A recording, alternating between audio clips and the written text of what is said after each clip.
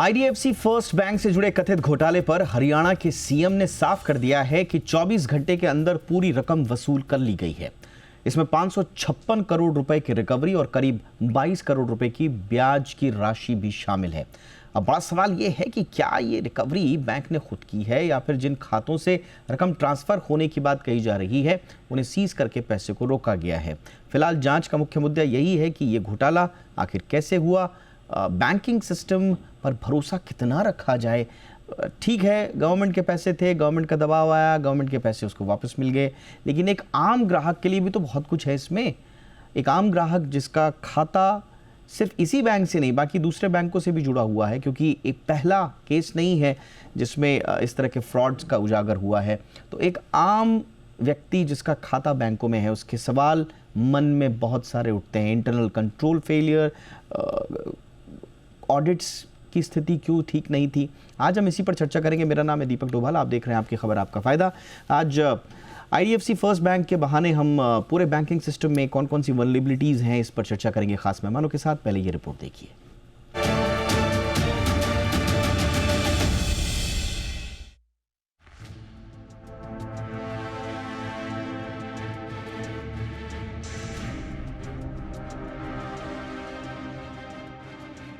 हरियाणा से निकलकर देश भर में हलचल मचाने वाले आईडीएफसी फर्स्ट बैंक फ्रॉड मामले में अब तस्वीर साफ होती जा रही है। सरकार के खातों में हुई भारी भरकम गड़बड़ी को लेकर हरियाणा के मुख्यमंत्री नायब सिंह सैनी ने विधानसभा में साफ कहा है कि जिस रकम की बात की जा रही है वो पूरा पैसा ब्याज समेत सरकार के खाते में वापस आ चुका है। बैंक द्वारा 556 करोड़ रुपए जमा कराए गए थे, जिसमें लगभग 22 करोड़ रुपया ब्याज का भी हमने लिया। जो ब्याज था वो भी वापस आ गया। हमने मात्र 24 घंटे के अंदर कर ली है। हरियाणा के मुख्यमंत्री नायब सिंह सैनी ने विधानसभा में कहा कि करीब 556 करोड़ रुपए, जिसमें 22 करोड़ रुपए ब्याज के भी शामिल हैं, सिर्फ 24 घंटे के अंदर सरकार के खातों में जमा हो गए। मुख्यमंत्री का कहना है कि हरियाणा के 2 करोड़ 80 लाख लोगों की मेहनत का पैसा है और इस पैसे पर किसी की भी गलत नजर बर्दाश्त नहीं की जाएगी। अब आपको पूरा मामला बताते हैं।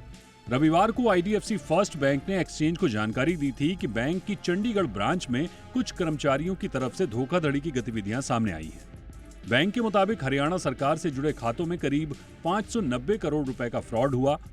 बैंक का कहना है कि जब हरियाणा सरकार के खास विभाग ने अपना खाता बंद करने और फंड दूसरे बैंक में ट्रांसफर करने की प्रक्रिया शुरू की, तभी खाते में उपलब्ध रकम और बताई गई रकम में अंतर मिला। इसी दौरान इस बड़ी गड़बड़ी का पता चला। घोटाले का खुलासा होते ही आईडीएफसी फर्स्ट बैंक ने जांच की रफ्तार बढ़ा दी है। बैंक ने इस पूरे मामले की स्वतंत्र फॉरेंसिक ऑडिट के लिए वैश्विक दिग्गज फर्म केपीएमजी को नियुक्त किया। जांच पूरी होने तक बैंक ने 4 संदिग्ध कर्मचारियों को सस्पेंड कर दिया है। बैंक का कहना है कि कानून के तहत गलत पाए जाने वाले कर्मचारियों और बाहरी लोगों के खिलाफ सख्त डिसिप्लिनरी, सिविल और क्रिमिनल कार्रवाई की जाएगी। बैंक ने स्पष्ट किया है कि शुरुआती जांच के मुताबिक ये मामला हरियाणा सरकार से जुड़े सरकारी लिंक्ड खातों के एक खास ग्रुप तक ही सीमित है, जिसे चंडीगढ़ ब्रांच से ऑपरेट किया जाता था। ये गड़बड़ी अन्य ग्राहकों से संबंधित नहीं है। आईडीएफसी फर्स्ट बैंक फ्रॉड मामले में भले ही सरकार ने अपने पैसे की रिकवरी कर ली हो, लेकिन सवाल ये उठ रहा है कि इतनी बड़ी गड़बड़ी कैसे और किसके जरिए की गई। अब सबकी नजरें फॉरेंसिक रिपोर्ट पर टिकी हुई हैं। ब्यूरो रिपोर्ट, जी मीडिया।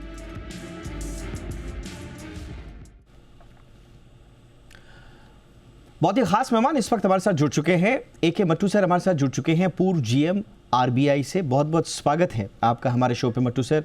हमारे साथ हैं रमेश सिंह सर, पूर्व ईडी देना बैंक। बहुत बहुत स्वागत है रमेश सिंह सर आपका हमारे शो पे। और हमारे साथ हैं विराग गुप्ता जी, जाने माने एडवोकेट सुप्रीम कोर्ट से। बहुत बहुत स्वागत है विराग जी आपका भी हमारे शो पे। मट्टू सर, आपसे चर्चा की शुरुआत कर रहे हैं। आरबीआई गवर्नर साहब का मैं कल बयान सुन रहा था कि उनकी नज़र है इस मामले पे, बट उन्हें कहीं इसमें सिस्टमिक फेलियर नज़र नहीं आया, ये उनका बयान था। बट सर, ऐसा लगता है कि फ्रॉड भले ही ये आइसोलेटेड ब्रांच तक सीमित बताया गया है, लेकिन पैटर्न तो सर सिस्टमिक लग रहा है। अगर आपका internal control, audit trail, monitoring alert समय पर काम करते तो फ्रॉड इतना बड़ा नहीं होता। तो वीकनेस सिर्फ ब्रांच लेवल पर नहीं लगती, बल्कि सिस्टमिक वाइड कंट्रोल फ्रेमवर्क में भी कुछ गैप नज़र आ रहे हैं। सर, आपका टेक इस पे क्या है? नमस्कार। आपके सभी दर्शकों को ऐसा है कि जो अभी तक अवेलेबल इंफॉर्मेशन है, जो पब्लिक डोमेन में है, उसके हिसाब से जो आरबीआई ने कहा है वो ठीक ही नज़र आता है। क्योंकि देखिए ये गवर्नमेंट अकाउंट्स प्राइमा फेसिया ये गवर्नमेंट अकाउंट्स हैं, ये हाई डिपॉजिट और लो ट्रांजैक्शंस जनरली इनमें होती है, और इनमें पुराने टाइप की ट्रांजैक्शन होती है, नॉन डिजिटल है, जिसमें कि चेक इशू होता है, अथॉरिटीज मतलब साइन वेरीफाई होना चाहिए। जब वो उस किसी भी पेमेंट को ऑथराइज किया जाता है तो चेक के सिग्नेचर वगैरह वेरीफाई किए जाते हैं, वहाँ पर उनका प्रॉपर मेकर चेकर कंसेप्ट है। अब क्या है कि अब जो ये करने वाले हैं, जो इसकी इंफॉर्मेशन में, वही अगर इसमें अपनी ड्यूटीज ठीक तरह नहीं करें और वो इसमें इन्वॉल्व अगर हैं, ये बिगर इन्वॉल्वमेंट की ये केस हो नहीं सकता। Right sir. Number 1। Number 2, involvement bank level तक सीमित है कि हरियाणा के कुछ ऑफिशियल भी इसमें इन्वॉल्व है, ये तो मैं अभी नहीं कह सकता, पर बैंक के ऑफिशियल संलिप्त है ये तो कंफर्म है, उन्होंने सस्पेंड भी कर दिया है। और अब ये है कि उनका इंटरनल ऑडिट में अगर उनका था, मतलब जो कंकरेंट ऑडिट जिसको हम कहते हैं, वो भी एक इशू है कि बैंक का था कि नहीं, और ये फ्रॉड कब से चल रहा है। इशू ये है कि ये कितने पीरियड से चल रहा है। अगर ये बहुत लंबा पुराना फ्रॉड चल रहा है, 6 महीने 8 महीने, तब तो डेफिनेटली आंच उन पर भी आ सकती है कि उनके इंटरनल जो इंस्पेक्टर थे उन्होंने अपनी ड्यूटी कैसे और कहाँ उनका भी लैप्स था। विदाउट इन्वॉल्वमेंट इस टाइप का नॉन डिजिटल जो फ्रॉड है ये पॉसिबल नहीं है, जब तक कि आपने चेक्स में कुछ फ्रॉडुलेंट एंट्री की है या रॉन्ग इशू हुए हैं। और ये तो अब डिटेल्ड इन्वेस्टिगेशन का मामला है। राइट जब केपीएमजी को इन्होंने अपॉइंट कर दिया है, वो अब पता लगेगा कि क्या क्या नहीं है। बट सर आपने कहा कि गवर्नमेंट का, sorry to interrupt sir, but आपने कहा कि चलो ये गवर्नमेंट का था। जी। बट इसमें sir high value government accounts थे सर, ये सारे के सारे, तो क्या इसमें अपेक्षा नहीं की जाती है कि आपका ड्यू डिलिजेंस इनहैंस्ड हो? देखिए ऐसा है, ड्यू डिलीजेंस इसमें फॉलो अपरेंटली उनके हिसाब से उन्होंने जो बैंक ने पैरामीटर सेट किए हैं वहां उन्होंने करने की कोशिश की होगी, दिखाया होगा, पर ये कॉम्प्रोमाइज हुआ है। इसमें गवर्नमेंट अकाउंट्स में क्या होता है, सरकारी अकाउंट के ना एक हाथी की तरह बैठा होता है आराम से। कभी कभी मिनिमम लो ट्रांजैक्शंस होती हैं, कभी पैसा आया चला गया, और ये इसमें क्या होता है, जनरली गवर्नमेंट ऑफिशियल जो है ना वो उनको प्रॉपर चेक इशू करते हैं। चेक इशू करने के बाद पेमेंट होती है, कहां जाती है, जो बेनिफिशियरी अकाउंट उसमें लिखा होता है वहां जाएगी। अब मुद्दा यह है कि ये सारा प्रोसीजर, हम तो बैंक की स्टेटमेंट से मतलब आश्वस्त है कि ये नॉन डिजिटल प्लेटफॉर्म का वो है फ्रॉड। दूसरी बात, ये नॉन सिस्टमिक नहीं हो सकता, ये लोकलाइज्ड ही होना चाहिए। हाँ, कोई दूसरा अकाउंट भी अगर लार्ज डिपॉजिट होल्डर है अदर देन गवर्नमेंट अकाउंट, और भी हो सकती है, पब्लिक अंडरटेकिंग हो सकती है, किसी कस्टमर का हो सकता है, उसमें भी हो सकता है। कई दफा क्या होता है, ये जो अनक्लेम्ड डिपॉजिट होते हैं, पड़े होते हैं, उसमें भी फ्रॉड हो सकता है। तो बैंक को ये सारा सिस्टमिक ब्रांच पे और इनफैक्ट अदर ब्रांचेस को भी सेंसिटाइज करना चाहिए। Right sir. तो यहां से सीखने के लिए बाकी चीजों के लिए भी बहुत कुछ है। रमेश सिंह सर आपके पास आ रहा हूं, अगर एक ही ब्रांच का भी हम मामला इसको लेकर के चलें, हालांकि ऐसा लगता है कि इसके तार इर्द गिर्द और फैले हो सकते हैं, बट एक ही ब्रांच में लंबे समय तक मैनिपुलेशन चलता रहा, बेसिक चेक्स एंड बैलेंसेस काम नहीं कर रहे थे, तो जिसका जिक्र मट्टू सर कर रहे थे, मेकर चेकर सिस्टम, ऐसा लग रहा है कि मेकर चेकर सिस्टम सिर्फ कागजों तक सीमित था। ऐसा लग रहा है सर आपको, कहां आपको नजर आ रहा है कि गड़बड़ कहां हो रही है? देखिए, सबसे पहले तो जो स्टेटमेंट है मैनुअल सिस्टम में ही प्रॉब्लम है और अभी रिजर्व बैंक ऑफ इंडिया के। रमेश सर आपका ना नेटवर्क में थोड़ा इश्यू आ रहा है, मैं अपनी टीम से बोलता हूं कि थोड़ा सा आपका नेटवर्क ठीक करें। विराग जी के पास जा रहा हूं मैं क्विकली। विराग जी, आपके मन में कौन कौन से सवाल उठ रहे हैं? सर आपके लिए मेरे पास कोई सवाल नहीं है, आप अपने सवाल उठाइए इस पूरे मामले के बाद। देखिए दीपक जी, जो सार्वजनिक सूचनाओं के आधार पर जो मैंने कुछ रिसर्च की है, तो ये बहुत संगीन मामला है और पूरे सिस्टम का फेल्योर दिखाता है। इसको डिजिटल नॉन डिजिटल या किसी एक बैंक ब्रांच में इसको कंसंट्रेट करना बुरी तरह से गलत रहेगा।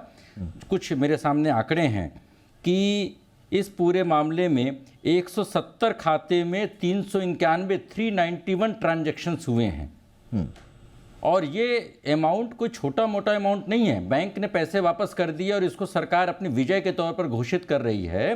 तो अगर चोरी का पैसा वापस कर दिया जाए और उसमें अपराध खत्म हो जाए तो भारत में 90% क्रिमिनल मैटर खत्म हो जाएंगे। 10 रुपए के टिकट के लिए कंडक्टर को जेल हो जाती है, और इतने बड़े अपराध के मामले में सिर्फ विजिलेंस या बिग फोर की केपीएमजी की ऑडिट करना, मुझे लग रहा है कि पूरे सिस्टम के साथ एक बहुत छलावा है। इसमें सबसे पहले आपराधिक कार्रवाई करते हुए विजिलेंस, आरबीआई और केपीएमजी के अलावा सीबीआई या एसएफआईओ जैसी जांच होनी चाहिए, क्योंकि इसमें 3 महत्वपूर्ण मुद्दे हैं। पहला, सरकारी खजाने को किस तरीके से सिस्टमेटिक तरीके से चोट पहुंचाई जा रही है।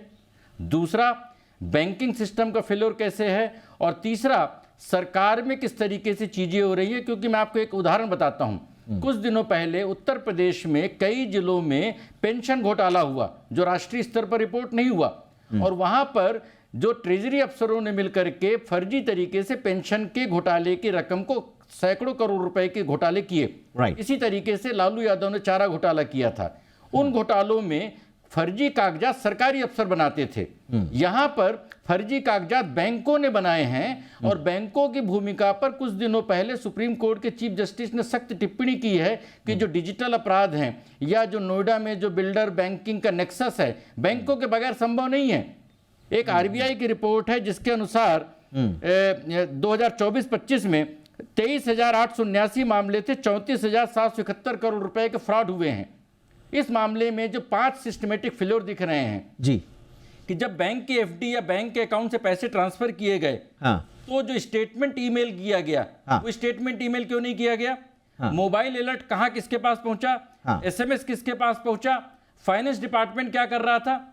प्रश्न इस बात का है, चाहे डिजिटल हो या नॉन डिजिटल प्लेटफॉर्म हो, अगर अकाउंट में कोई भी हरकत होती है वो तुरंत सिस्टम में आनी चाहिए। और सिस्टम में नहीं आई, इसका मतलब कि system was hijack, system was compromised. Right sir. इस पे मैं रमेश सिंह सर से जरा क्विकली जरा उनका रिएक्शन ले लेता हूं। हल्का करने की कोशिश की जा रही है। राइट सर, तो आप ये कह रहे हैं कि ये एक ब्रांच फेलियर नहीं है, बल्कि एक सिस्टमिक इसका दायरा भी हो सकता है, इसको उस रूप में भी देखा जाना चाहिए। आप इस पे स्ट्रांगली एम्फसाइज कर रहे हैं। रमेश सिंह सर, जैसा कि अभी विराग जी ने मामला उठाया, रिस्क मैनेजमेंट फ्रेमवर्क होता है हर बैंक के पास, रिस्क बेस्ड सुपरविजन होता है, बार बार हम ग्राहकों को यही बताया जाता है।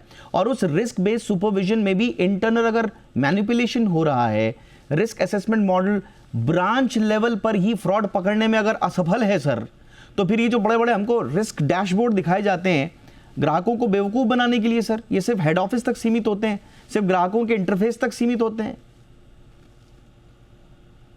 देखिए, ऐसा नहीं है। अभी एक अपवाद के रूप में जो इतनी बड़ी घटनाएं हुई वो कोई सिस्टमिक फेलियर नहीं है, वहाँ पे कंट्रोल हुआ करते हैं। और सबसे बड़ी बात इसमें तो लग रही है कहा जाए कि ये मैनुअल सिस्टम से किया है। इसमें जब रिजर्व बैंक ऑफ इंडिया ने सारे बैंकों के लिए, कोई भी बैंक हो, उसके चेक ट्रांजेक्शन क्लियरिंग सिस्टम लगाया जहाँ पे एवरी आवर 2 आवर्स में क्लियरिंग होनी चाहिए। ये जो मैनुअल हुआ, इसका अर्थ है कि वहाँ पे जो चेकबुक बनाई गई थी, वहाँ पे जो ट्रांसफर ऑफ ट्रांजेक्शन हो गए, वो सारे अक्रॉस द काउंटर, जब हम क्लियरिंग सिस्टम फेल होता है, हम जो सिस्टम से नहीं कर पा रहे, तो हम एक बैंक से दूसरे बैंक में चेक भेज के उसको क्लियर करवाते हैं। तो यहाँ पे तो सबसे बड़ी बात है कि जो चेकबुक जो दी जाती है, जब भी मैं नया चेकबुक देता हूँ तो उस कस्टमर के खाते में चेकबुक सीरीज देता है और कस्टमर को इन्फॉर्म हो जाता है कि ये चेकबुक आपके पास में, आप इसको सही ढंग से वापरिए, इसमें पहले साइन करके मत रखिए। ये जो चेकबुक दी गई है, चेक के ऊपर जो सिग्नेचर बनाए गए हैं, वो ऐसे क्या लोगों ने बनाए, इसमें जब तक कि मुझे लगता है कि गवर्नमेंट ऑफिसर्स भी इसमें जब तक इन्वॉल्व ना हो, तब तक ये फ्रॉड बिल्कुल भी नहीं हो सकता है। क्योंकि एक चेक, जैसे उन्होंने कहा एडवोकेट सर ने, कि 170 अकाउंट के अंदर 391 चेकबुक इशू होंगे, तो डेफिनेटली यहाँ पे सब मिली भगत है, इसमें गवर्नमेंट के ऑफिसर्स भी है, पैसे आपकी जी सर, आपकी आवाज भी कट कट के आ रही है, लेकिन आपने जो महत्वपूर्ण बोला, आप इस बार बार इस चीज को खारिज कर रहे हैं कि ये सिस्टमिक प्रॉब्लम है। आप कह रहे हैं कि ये ब्रांच लेवल का फ्रॉड था जिसमें मिली भगत हो सकती है। और मट्टू सर ने भी इसमें कहा कि ये मिली भगत संभवतः, उन्होंने अभी बोला कि इसमें जांच का विषय की बात है, लेकिन हो सकता है कि इसमें जो सरकारी अधिकारी हैं वो भी मिले हुए हों। लेकिन एक आम व्यक्ति होने के नाते हम तो कोर बैंकिंग सिस्टम्स को इतनी गहराई तक नहीं समझते हैं, लेकिन हमें जो बताया जाता है कि साहब हम फ्रॉड डिटेक्शन हमारा बहुत नेक्स्ट लेवल का है, हम टेक्नोलॉजी का इस्तेमाल कर रहे हैं, उस टेक्नोलॉजी में हम इन्वेस्ट कर रहे हैं और फिर ग्राहकों से उस तरह की सहूलियतें देने के वादे किए जाते हैं, तो वो कहाँ कहाँ पर फेल हुए हैं, इस पर भी चर्चा करना बहुत जरूरी है। एक छोटे से ब्रेक के लिए मैं रुक रहा हूं, आता हूं तीनों मेहमानों के पास।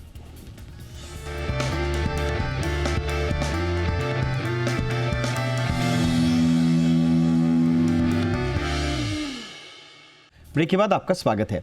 मट्टू सर, अब हमें बताइए 90s के अर्ली में 1991 सिक्योरिटी स्कैम के बाद खास तौर से बड़े बैंकों में जो सिस्टमिक खामियां उजागर हुई थी, उसके बाद से रिजर्व बैंक ऑफ इंडिया ने सुपरविजन को अपना बहुत कड़ा किया था, रेगुलेटरी निगरानी को बढ़ाया। लेकिन आज ऐसा लगता है कि रेगुलेटरी निगरानी होने के बावजूद सुरक्षा की गारंटी 100% नहीं है। तो आपको लगता है सर कि इसमें एज रेगुलेटर और the prime supervision body RBI कुछ कर सकता है सर, कुछ सबक लेके आगे, कुछ गाइडलाइंस में बदलाव, या आपको लगता है कि इसकी जरूरत नहीं है? मैं आपको इससे पहले कि मैं इस आपके सवाल का जवाब दूं, yes, मैं आपसे एक गुजारिश करूंगा कि जो मैंने पहले कहा था ना, yes, इसमें जो है सिस्टमिक डेफिशिएंसीज के साथ साथ सिस्टमिक कोल्यूजन भी है, कोल्यूजन, फ्रॉड सिस्टम, ये जो लैब्स की वजह इसमें बिल्कुल नहीं है, इसमें इन्वॉल्वमेंट भी जरूर है। अब ये इन्वॉल्वमेंट किस लेवल का है, एक तो ये देखना है कि उसमें ये सिर्फ ब्रांच तक सीमित है या आगे भी बढ़ता है। दूसरी बात क्या है, इसमें सबसे बड़ा फेलियर जो है वो ये है कि आरबीआई का चेक पॉजिटिव पे सिस्टम है एक, कि 5 लाख से ऊपर मैंडेटरीली एक एडिशनल चेक होता है कि कोई भी उनके अकाउंट से जब डेबिट होगा, जब पैसा निकलेगा, तो ड्रॉर के पास जो सेंडर है या जो ड्रॉर है उसको मैसेज जाता है कि आपने फलान चेक, आपने ऐसा चेक आया, आप कंफर्म करिए, या वो एडवांस में लिख के देता है जी मैं आपको ये मेरे चेक आएंगे तो आप इनको पास कर देना। तो एक एडिशनल लेयर ऑफ इंफॉर्मेशन है। ये आरबीआई ने अभी पिछले 2021 से शायद 20-21 से ये नया सिस्टम शुरू किया था, जब सीटीएस लॉन्च किया था, चेक ट्रंकेशन स्कीम। उसमें क्या है, उसमें एडिशनल ये जो पॉजिटिव पे सिस्टम, तो इसमें भी विदाउट 5 लाख से ऊपर तो डेफिनेटली अमाउंट इन्वॉल्व होगा एंट्रीज का, तो ऑब्वियसली वो भी उनसे जो ड्रॉर से नहीं लिया गया, अगर लिया गया वो तो फिर जिसने चेक इशू किया वही कंफर्म कर सकता है। तो ये बड़ा इसको इन डेप्थ एनालिसिस करने की जरूरत है। और मैं आपके सवाल का जवाब जो है, जो आपने मेरे से अब पूछा जी, वो ये है कि देखिए, जब तक कोई नई चीज नजर नहीं आएगी, जब तक कोई नई चीज नजर नहीं आएगी, तब तक जो ये, क्योंकि लोकल इसको अभी तक समझा जा रहा है। मैं अभी यही बता रहा हूं, मेरे भी कमेंट्स बड़े गार्डेड हैं कि अभी इन्वेस्टिगेशन का विषय है। अगर कोई नई चीज नजर आती है तो definitely RBI will act on its own. अगर कोई नई, बट आई थिंक जिस हिसाब से अभी तक जितना इंफॉर्मेशन है, और ये नॉन डिजिटल उसमें है, उसमें जो बैंकिंग एरिया है उसमें है, ये लोकल सबसे पुराना जो बैंक पहला पुराना सिस्टम होता है, चेक इशू किया, चेक में किसी ने फिगर चेंज कर दिया, साइन को फ्रॉडुलेंटली अल्टर कर दिया, या चेक बुक चोरी करके चेक इशू कर दिया। तो ये कई चीजें हैं, पर क्योंकि आरबीआई का जैसे पॉजिटिव पे सिस्टम मैंने बताया, जो 2-4 साल पहले, 3-4 साल पहले से शुरू हुआ है, अगर वो सिस्टम फॉलो होता तो तब भी पकड़ में आ जाता। तो इसलिए ये चिंता का विषय जरूर है। जो जिसका आपने जिक्र किया था ना सर, कॉन्करेंट ऑडिट, जिसका आपने शुरुआत में जिक्र किया था, हमको तो इतनी डिटेल्स नहीं पता है, बट फ्रॉड समय पे डिटेक्ट ना होना, ये भी एक बहुत, ऑडिट रिपोर्ट में कोई रेड फ्लैग्स नहीं है, तो आपको ऑडिट सिस्टम कर क्या रहा था? नहीं, उसका कारण ये है कि ये कितने पीरियड से चल रहा है। अगर वो 2-4 दिन पुराना है या अभी रिसेंट है, अब ये कह नहीं सकते ना कितना पुराना, क्योंकि ये एक दिन का तो है नहीं। अब ये कितने पीरियड का है, उस समय ये भी देखना है कि बैंक में कंकरेंट ऑडिट हो रहा है कि नहीं हो रहा, और अगर नहीं हो रहा तो उनका इंटरनल इंस्पेक्शन कब हुआ था। तो ये चीजें जो है जांच का विषय है, जांच में सब कुछ। सॉरी सर, और निकले कुछ आपने बहुत महत्वपूर्ण सर इनसाइट्स दिए हैं, बहुत ही इंपॉर्टेंट आपने इनसाइट्स दिए हैं जो इन्वेस्टिगेशन में बहुत इंपॉर्टेंट होंगे। रमेश सिंह सर, सर देखिए, इसको अगर हम, ठीक है, इसको बोला जा सकता है कि ठीक है, एक लोकलाइज्ड एक इशू है, एंड हम तो यही मना रहे हैं कि भाई एक लोकलाइज्ड इशू, बट जिस तरह से परत दर परत इसमें सवाल उठ रहे हैं, फ्रॉड का समय पर डिटेक्ट नहीं होना, सेग्रीगेशन ऑफ ड्यूटीज पर भी अभी एलिजिडली समझ में आ रहा है कि कुछ ही कर्मचारियों के पास ट्रांजैक्शन इनिशिएट और अप्रूव दोनों करने का उनके पास पावर था। तो सिंगल पॉइंट कंट्रोल फ्रॉड की भी इसमें लग रहा है कि इसने आसान बनाया फ्रॉड को करने में। तो ऐसा लग रहा है कि ब्रांच से बाहर भी कड़ियां इसमें जुड़ेंगी सर। क्या एक आम ग्राहक के मन में विश्वास पैदा होगा सर? देखिए, मैं सबसे पहले बता दूं कि यहाँ पे जो बार बार कहा जाए कि रिजर्व बैंक की फेलियर है, यहाँ पे रिजर्व बैंक ऑफ इंडिया इसमें कुछ नहीं कर सकता था। उन्होंने जितने भी एक्शन लेने थे, हर ब्रांच में हर बैंक को कहा है कि आप लोग कौन कौन ऑडिट रखिए। कौन होता है, रोज तो ट्रांजेक्शन देखना। यहाँ पे इतनी बड़ी बैंक जहाँ पे 590 करोड़ रुपए ट्रांजेक्शन रहा हो, वहाँ पे 100% कौन कौन ऑडिटर भी रहा होगा, उसने भी कुछ देखा नहीं है, उसने भी आंखें बंद रखी है इन सबको होने देने में, मुझे लगता है पक्का। तो सर आपको लग रहा है कि बैंक, एक तो इसमें बैंक के कर्मचारियों की मिली भगत है, इसमें बाहर जो अधिकारी हैं वो बाहर के अधिकारी भी इसमें मिले हुए थे। आपको क्या लग रहा है सर, तार इसमें कहां कहां तक जाने चाहिए? देखिए, मैं बता दूं सबसे पहले कि सीबीएस के अंदर सिस्टम होता है मेकर चेकर का, और चेकबुक जो इश्यू की जाती है, चेकबुक इश्यू करने के बाद उसको कस्टमर को पता चलता है कि मुझे चेकबुक दी गई है। और बैंक को जब भी चेक रेट आता है, तो चेक को बैंक को उस नंबर डालने के बाद सीबीएस में वो चेक पास होता है, तब मेकर पहले मैं सर यही तो, सॉरी सर, मैंने यही तो कहा था कि आप टेक्नोलॉजी के नाम पर इतना कुछ पैसा खर्च करते हैं, कोर बैंकिंग सिस्टम में मॉनिटरिंग गैप्स अगर नहीं है, आई मीन ट्रांजैक्शंस तो सर सिस्टम में दर्ज थी, फिर भी एनोमली डिटेक्ट नहीं हुई, यानी कि सीबीएस एनालिटिक्स या जो अलर्ट जो ट्रिगर्स होते हैं वो पर्याप्त रूप से सेंसिटिव नहीं थे। यानी कि डेटा तो है, लेकिन डेटा होके क्या होगा, एक्शनेबल इंटेलिजेंस नहीं बन पाई, तो फिर क्या मतलब ऐसे सिस्टम का? यानी कि इसलिए तो मैं कह रहा हूं कि ये ब्रांच का इश्यू नहीं है, ये शायद आगे तक का है। देखिए, मैं फिर बैक कर दूं कि सीबीएस सिस्टम के अंदर जो आप बार बार कह रहे हो कि वहां पे पहले ऐसा नहीं है। सीबीएस के अंदर सिर्फ पोस्टिंग की जाती है, डेबिट क्रेडिट का ट्रांजेक्शन किया जाता है, लेकिन ये जो चेक सही है कि नहीं, सर अनफॉर्चुनेटली आपकी ना आवाज नहीं आ रही है, बट आप बहुत इंपॉर्टेंट बात बोल रहे हैं। अनफॉर्चुनेटली आपकी आवाज बहुत क्रैक होके आ रही है। विराग जी, समय भी कम है, लेकिन विराग जी आप किन किन बिंदुओं पर सर हमें आगे जाना होगा, और उनसे ज्यादा सबक क्या है कि बैंकिंग सिस्टम में भरोसा बना रहे? देखिए दीपक जी, बैंकिंग जो सिस्टम इस मामले में जो कोलैप्स हुआ, मेकर चेकर सिस्टम जिसमें कि दो अलग अलग लोग करते हैं, वो कोलैप्स हुआ, ऑडिट सिस्टम कोलैप्स हुआ, कंप्यूटर सिस्टम कोलैप्स हुआ, और जो उनका बड़ा मैनेजमेंट था वो फेल हुआ, क्योंकि मुख्यमंत्री ने विधानसभा में बताया कि जनवरी में ये रहस्योद्घाटन हो गया था, तो उसके बाद फिर सेबी के रेगुलेशन के हिसाब से 1 महीने बाद फरवरी में उन्होंने डिस्क्लोजर्स दिए हैं। इसका मतलब कि बैंक में आपस में भी दिक्कतें थीं, और जो आप इसको चाहे पुराने सिस्टम की बात करें, नए सिस्टम की बात करें, मैनुअल की बात करें, कंप्यूटराइज की बात करें, बेसिक बात यह है कि बैंक अकाउंट से अगर पैसा सरकारी खाते से कहीं ट्रांसफ़र हुआ है और वो डिजिटल अलर्ट में नहीं गया, SMS अलर्ट में नहीं गया, मोबाइल अलर्ट में नहीं गया, तो क्या जो कंप्यूटर सिस्टम है, क्या स्थानीय ब्रांच के स्तर पर कंप्रोमाइज्ड हो सकते हैं? कंप्यूटर सिस्टम तो सेंट्रलाइज सिस्टम पर होते हैं, और निश्चित तौर पर इसमें कोई दो राय नहीं है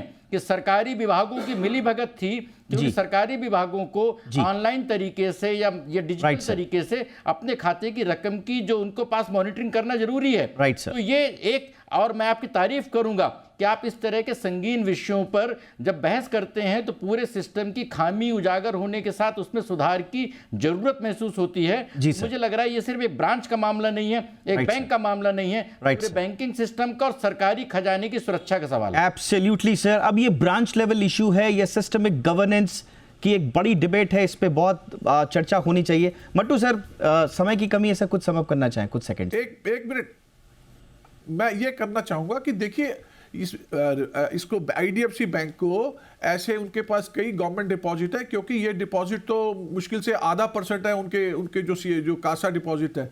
तो अगर ऐसे लार्ज बोरोवेबल अकाउंट है, ऐसे लार्ज डिपॉजिटर अकाउंट है, तो उनके पास जो कि लोकल ब्रांच लेवल पे ही वो हेल्ड होते हैं या किए जाते हैं, और उसके बाद उसी में से ही ट्रांजैक्शन होने के बाद उसको वो पास करते हैं, जो भी कुछ करते हैं।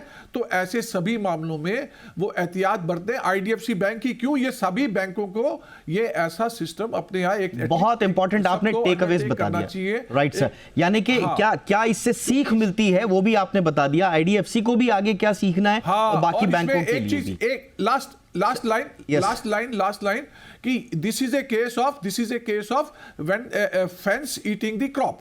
जब Right, रक्षक की भक्षक हो जाए तो उसका Absolutely. इलाज जरा थोड़ा मुश्किल होता है। यही इसी लाइन के साथ हम भी समअप करते हैं। रक्षक ही अगर भक्षक हो गया तो फिर सिस्टम में कैसे भरोसा आएगा। उम्मीद करते हैं आगे चीजें बेहतर हो। बहुत बहुत शुक्रिया आप तीनों का, मट्टू सर, रमेश सिंह सर, विराग गुप्ता जी, बहुत बहुत शुक्रिया आपके इनसाइट्स के लिए। Thank you so much.